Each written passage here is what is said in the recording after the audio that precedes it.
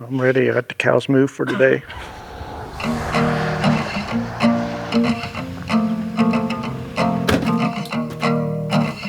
You grow up on a farm, it gets in your blood, and it's hard to get away from sometimes.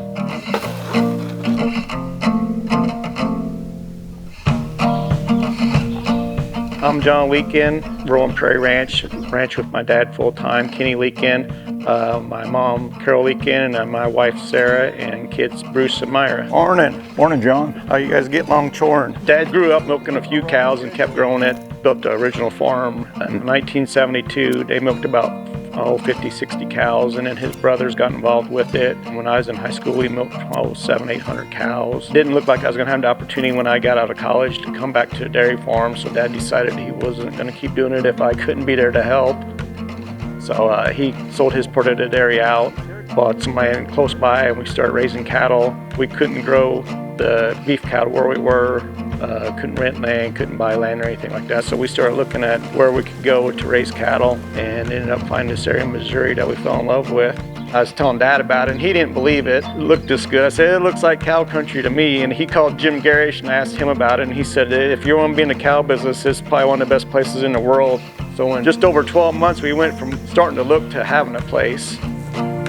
Things happened real quick, and we moved cows in on May 23rd or 24th, 2003. Did you give them grass ready this morning or not? No, I've been giving it to them at 1. Retired from the dairy business in 1994 and started in the beef cow business. I'd read about rotational grazing and went to a couple meetings. One of them, Jim Garish was there.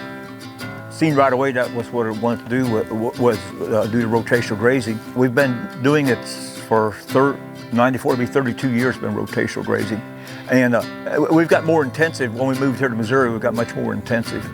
They always say that the first time you divide a pasture, you get your biggest benefit. You're going to increase forage production, but through 30 years of experience, it seems like the more intensive we do it, we're still increasing our production. We're still getting more benefit. We brought cows out and we had a couple 60 or 80 acre pastures here. And the cows had never seen that much grass in that big a field in their life before. We had small paddocks out in Indiana and we had big stuff here, so we knew we had to do something. We needed fence and we needed water to break things down, make things more usable to what we were used to. The first few months you don't know what you want to do. You look at it and it's a blank screen and you think about it and you look at it. There was times we ran polystring in places, well, this would be a good place for a permanent fence. And then 2 weeks later said, that's not going to be a good spot. So it was kind of trial by error. It was more based on experience and what the cows told us too about working with the land. To break it up, our first strategy was we went in and we fenced out the one creek and we just worked off our topography, kind of divided up just in chunks that we like. We made 5 paddocks, didn't we? Yeah, we made 5 paddocks, and from 1 paddock to 5 paddocks on 160 acres was a tremendous benefit. And we moved cows, I don't know if we were moving them once a week or every Probably. 2 weeks. Yeah. And then we did that first year. Then the second year we came back in and divided it up a bunch more. Yeah. I think after that, didn't we have 12 paddocks? Yeah, we came back and divided them in half.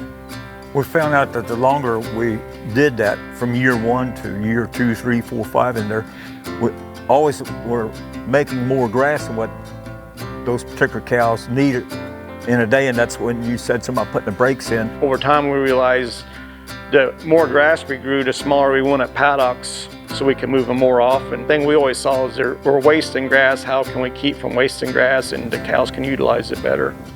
Well, there's 30 up here and there's 32 up here. There's about 150 here on this seed. There's 660 acres. I think we got about 150 there altogether. Some pieces might get grazed 3 or 4 times a year, just the way it works out. Some pieces might only get grazed twice a year. I got ground that might see a cow on it 24 hours out of the whole year, but the rest of the season is resting, but we're harvesting a lot of feed off of it in them 24 hours. That increases our plant health. It just comes back that much better. The root mass that we've built into the soil and the way the forages come back. To us, it wasn't unique, but to the area, it was very unique to go from just having a big pasture with cows in it to where we was moving cows even once a week, or when we moved cow once a day. All the neighbors noticed. They didn't say nothing, but they probably questioned what we were doing sometimes. People would say, how do you grow all that feed? 2012 and 2018 were dry years here, and our cows would be out grazing, everybody else was putting hay out for their cows, and that's when people really take notice. They're just surprised at how much feed we were growing by doing the rotational grazing over what everybody had done for the last 50 years, doing it the same way they'd always had. Well, that was a big eye-opener, I think, to a lot of people in the area. Don't mean that it changed anything, but they sure realized what a difference it made. One thing we've learned from the rotational grazing, it kind of drought-proofs our farm to some extent too. Moving the cows around, we got a lot more regrowth out there, a lot more variation in forage. Almost every year you hit a spell where you don't get the rain you normally would get. You start wondering whether you're going to run out, your feed's going to be tight. The rotational grazing has allowed us to, stockpile more feed, and it allows a lot more water absorption into the ground. You can go by some place that's continuous graze at pretty short grass, and you can see the water coming off the hillside after a hard rain, where ours even won't be no water coming in. With the water infiltration by rotational grazing has dramatically increased carrying capacity and put the water capacity into the ground. The biggest drawback to rotational grazing has always been the labor issue. We had seen the benefit in the past, it just wasn't feasible to do that. When we was moving cows twice a day, we thought that was great, to really increase their utilization, but it was time consuming. Just didn't have the time in the day and the manpower to do it. You want to weigh them Okie calves?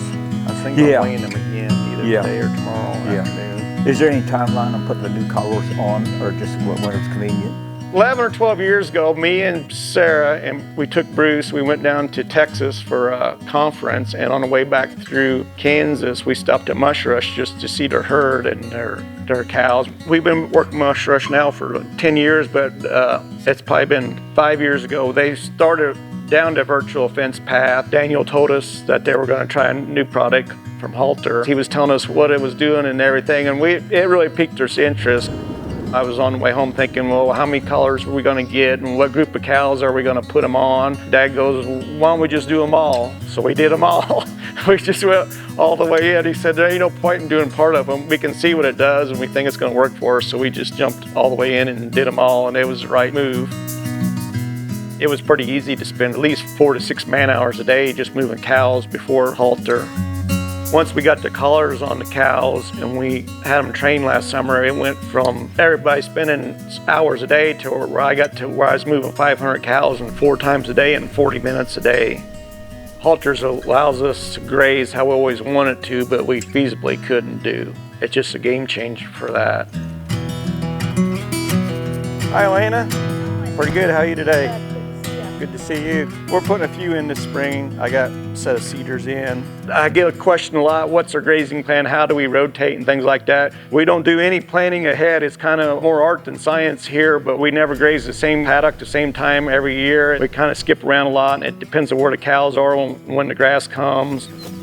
In the past, we would strip graze, move breaks every day. If we have a big enough group of cows, maybe they would change paddocks every day. It just depends on how they work out. Sometimes you might have 100 cows and you might be getting them 2/3 of a paddock, and then you give them the rest of that and then part of another one the next day or whatever. We also run a piece with the Nature Conservancy that's 150 acres, and in the past it was divided into 440s, and I try to do some strip grazing in there, but moving 1/4 mile breaks every day just is a lot of work.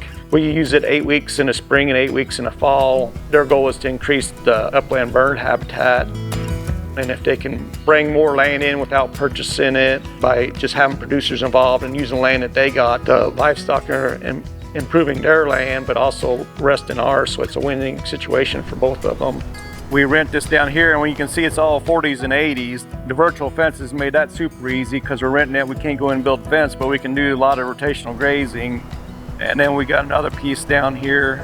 This big tract is CRP, but these are all smaller paddocks, even 5 to 6 acres. We've always broke them down to multiple days. They're real excited about the Halter, being able to see what the cows can do. With the collars, there's a lot of opportunity to graze different management styles if you want to.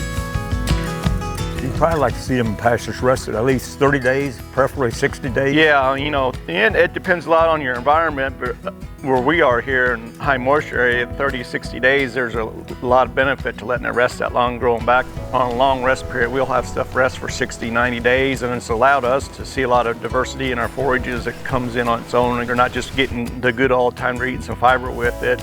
Diversity has really increased on our ranch. The things we're seeing come into our pastures that We've never sowed, don't even see in the neighborhood, but there seems to be seed in the ground from 50 years ago that given a chance, it will still come up and try to grow.